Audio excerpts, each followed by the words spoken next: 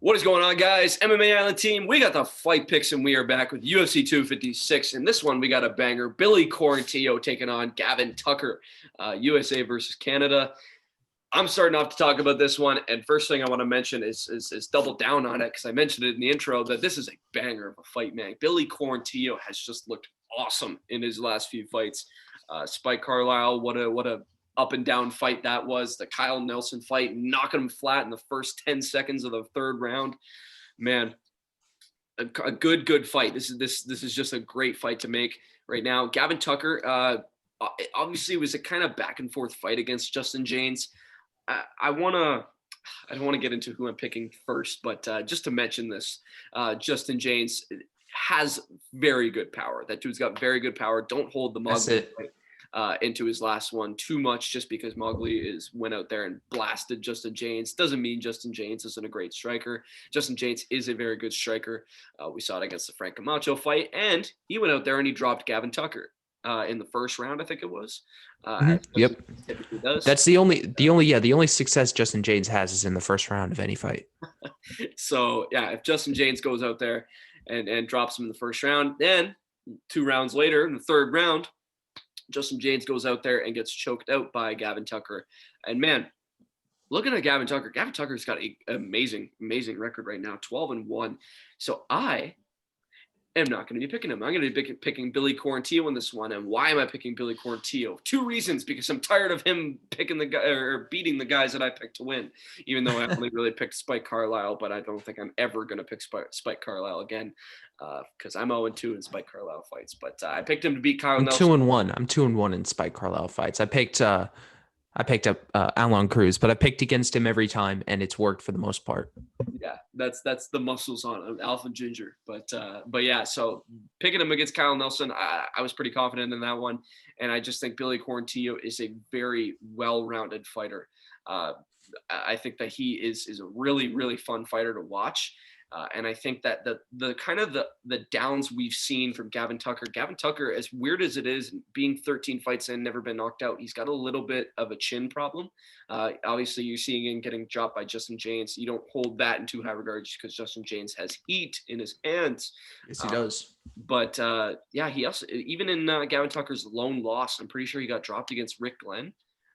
He got destroyed by Rick. Yeah, he hit, even looking at the stats, you're looking at 4 for 7 on takedowns for Rick Glenn, 0 for 4 on takedowns for Gavin Tucker, 59% striking landing for Rick Glenn, 28 for Gavin Tucker, 142 significant strikes landed for Rick Glenn, 23 for Gavin Tucker.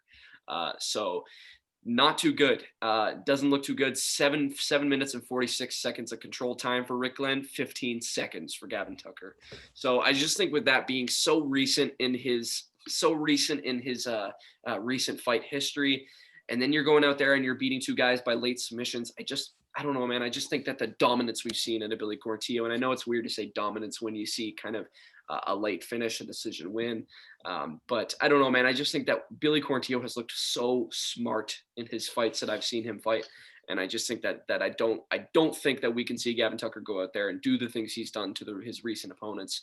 I don't see him be able to go out there and submit Billy Quarantillo, because from what I've seen, the transitions of Billy Quarantillo are just amazing.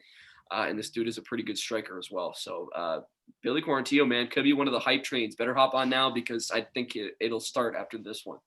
So hop on now when you're talking about Billy Quarantillo. Pass it on to Zach. So Billy Quarantillo, as it's pronounced. Okay, Tillo. My girlfriend's name is last name Murillo. Could be Murillo. So Quarantillo. It could be. It doesn't matter. I'm just poking. I'm just making jokes. Anyways, this fight is awesome. This is a really great fight. And Gavin Tucker is coming off a very solid performance over Justin James. And you think, wow, okay, that makes, he took over late in the fight. He has great striking volume, but he had the advantage of fighting Justin James, who I like to call, he's good for 1 round.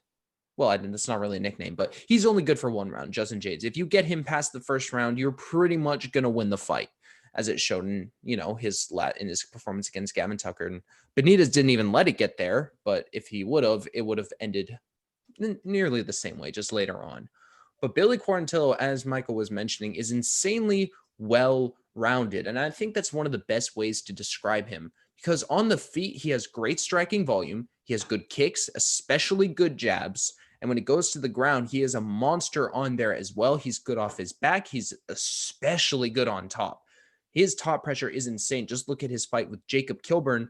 It's one of the most dominant performances you can ever watch in the UFC. It is just insane. 74 significant strikes to 3. It doesn't get much worse than that. It really doesn't. And Quarantillo's coming off a kind of a statement knockout over Kyle Nelson because, you know, in his UFC tenure, people are seeing Billy Quarantillo as this guy who goes to decision, maybe gets a submission, but that he can't be a threat on the feet, can't knock people out. Well, he proved that he could. And it's kind of interesting because I think of Kyle Nelson and Justin James as very similar fighters. 2 big featherweights, big power. After the first round, they're nothing. They can't do anything. So these guys are not going to gas. This is going to be a very high-paced, very good fight.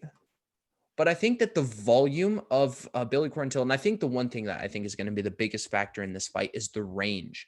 Because Billy Quarantillo has 4 inches of reach on Gavin Tucker. And we know that Gavin Tucker does not do very well at range. He does not do very well when he's getting picked apart. And that's what Billy Quarantillo does best on the feet. He's not going to get in close. Even his knockout of Kyle Nelson, those were straights. They weren't hooks. He likes to throw straights. He likes to fight at range. And his size is going to play a big factor in this fight because he also doesn't have the tall man defense, which is just leaning backwards to defend strikes. No, his striking defense is very good. His takedown defense is even better. And I think that's why he's going to beat Gavin Tucker. I think he's going to win a decision. I think that he's going to be just too far away. Gavin Tucker's not going to land too much offense on him. He's going to have a hard time getting inside. And I think anytime he does get inside, Billy Quarantillo is going to land a takedown, control him there for a little bit. So yeah, Billy Quarantillo decision. All right, so we got an agreement on this one. Quarantillo doesn't matter. I like the ILLOs. Never really know, but hey, we actually did an interview with him, so maybe we could do one of those after he hopefully wins in this one, and then we'll talk about it then. But make sure you guys are letting us know who you guys got in this one. Banger of a fight, as I've mentioned 300 times, and it'll show when the fight does come down because this is just a really, really good fight. Make sure you guys are letting us know who you guys got in the comments, liking the video, subscribing to the channel, and make sure you guys check out the other Fight Pick videos.